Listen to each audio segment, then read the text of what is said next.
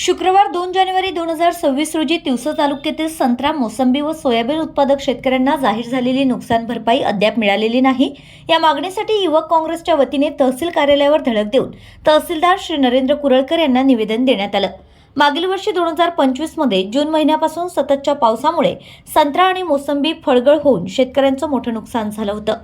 शासनाने हेक्टरी 22,000 रुपयांची मदत जाहीर केली होती, मात्र अद्याप बहुतांश शेतकऱ्यांच्या खात्यात 1 रुपयाही जमा झालेला नाही। केवळ काही मोजक्या शेतकऱ्यांनाच ही रक्कम मिळाली असल्याचा आरोप निवेदनात करण्यात आलाय। तसंच अतिवृष्टीमुळे नुकसान झालेल्या सोयाबीन उत्पादक शेतकऱ्यांना रब्बी हंगामासाठी जाहीर केलेली हेक्टरी 8,500 रुपयांची रक्कम तलाठ्यांच्या चुकीमुळे मिळालेली नाही।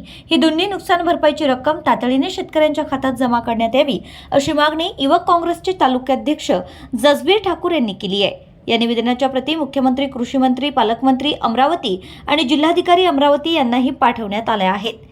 तिवसा तालुका युवक काँग्रेसचे कार्यकर्ते व तालुक्यातील शेतकरी जसबीर ठाकूर यांनी आक्रमक इशारा दिलाय की 10 दिवसात नुकसान भरपाई न मिळाल्यास आम्ही तिवसा तालुका शेतकरी तहसीलदार कार्यालय येथे शेकडोंच्या संख्येने उपस्थित राहून तहसील कार्यालयाला घेराव घालू, अन्यथा नुकसान भरपाई तात्काळ देण्यात यावी, अशी प्रतिक्रिया तालुका युवक काँग्रेसचे अध्यक्ष जसबीर ठाकूर यांनी दिली आहे। यावेळी निवेदन देताना तिवसा तालुका शेतकरी तसेच तिवसा तालुका युवक काँग्रेसचे कार्यकर्ते जसबीर ठाकूर, प्रशांत कांबळे, संजय चौधरी, ॲडव्होकेट विकास तुर्काने, विवेक साबळे, उपसरपंच प्रशांत प्रधान, आशिष वायस्कर, सूरज घुमनखेडे, स्वप्नील तुर्काने, धर्मराज खडसे, नरेश साबळे, गौरव चौधरी, विनोद मेश्राम, मोतीराम चोपकर, विठ्ठल गहुकर, मंगेश मुंद्रे आदी शेतकरी व तिवसा तालुका युवक काँग्रेसचे कार्यकर्ते मोठ्या संख्येने उपस्थित होते। तिवसा तालुका प्रतिनिधी नंदकिशोर मते।